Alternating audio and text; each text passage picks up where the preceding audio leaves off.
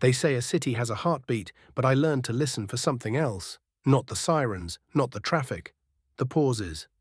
The quiet right before something bad happens. Tonight, the whole city is holding its breath for me. 30 years ago, I was the kid waiting in the rain outside a butcher shop, running numbers and doing favors. Now, every piece of this town that matters flows through my hands. Construction, nightclubs, politicians who smile for the cameras and call me at midnight, whispering.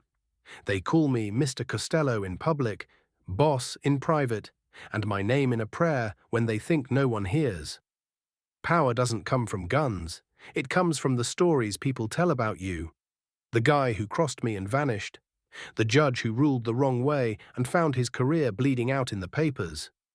I didn't have to raise my voice. I just had to make sure every message landed with a little bit of fear attached.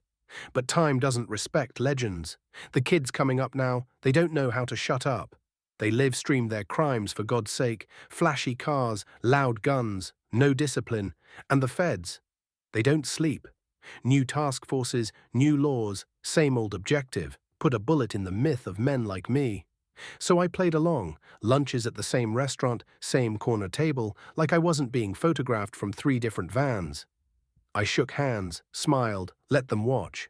Let them think they were tightening the noose. They didn't realize I was the one picking the tree. Tonight, it all comes due. The meeting is down at Pier 17 in a warehouse that smells like salt and rust and cheap paint. My lieutenants circle the place like wary dogs. The kid I brought up, Nicky, my so-called heir, has his hand too close to his gun and his eyes too far from mine. Betrayal smells the same, no matter the decade. Nervous, metallic, sweaty. They think I don't know about the wire he's been wearing for 6 weeks. They think I don't know about the little side meetings with the special agent who promised him a clean slate and a passport. But you don't get to my age in this business by missing the obvious.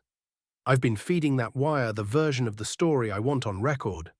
We walk inside, bare bulbs, long shadows, a folding table in the middle like some cheap negotiation in a bad movie.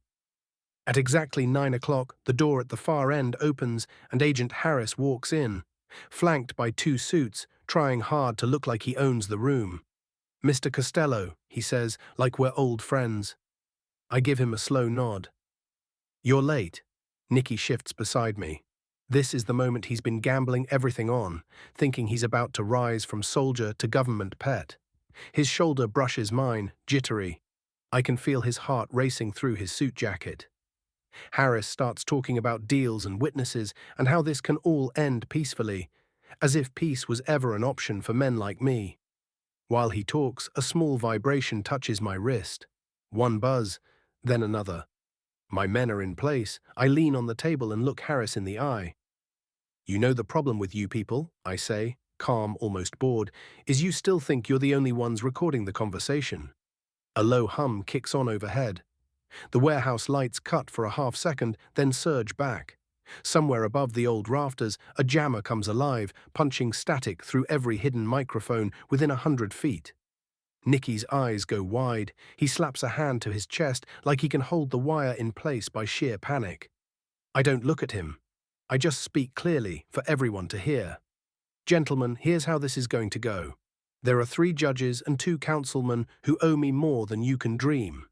By morning, your task force will be under review, your warrants challenged, and your star witness," now I turn, just enough to let Nicky feel the weight of it, "will be exposed for the amateur he is."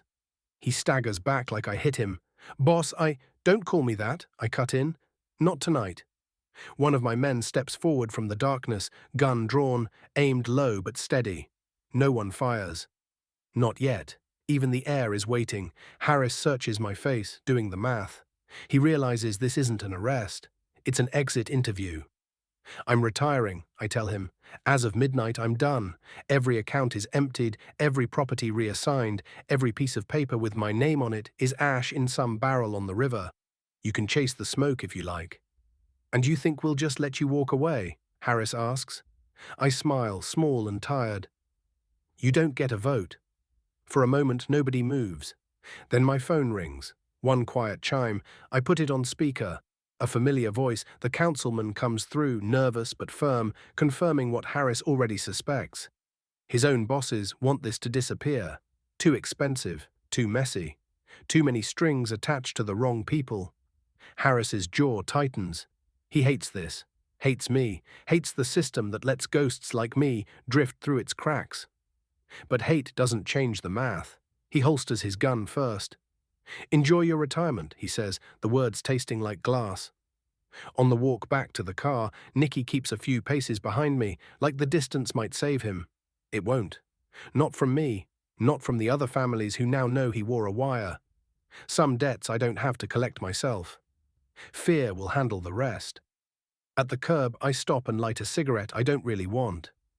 The city glows around us, windows, bridges, the thin line of traffic threading through the night. My night, my history. "You thought I didn't see you coming," I say without turning. "The feds, the ambition, the greed.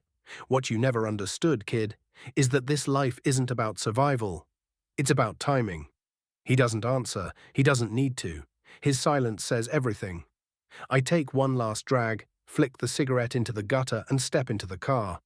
The door closes with a soft final click. As we pull away from the pier, the city exhales again. Somewhere out there, another hungry kid is standing in the rain, dreaming of being untouchable. Maybe he'll even use my name in a story. Let him. Legends don't need to live forever. They just need to leave a mark deep enough that the city never quite forgets to be afraid of the dark.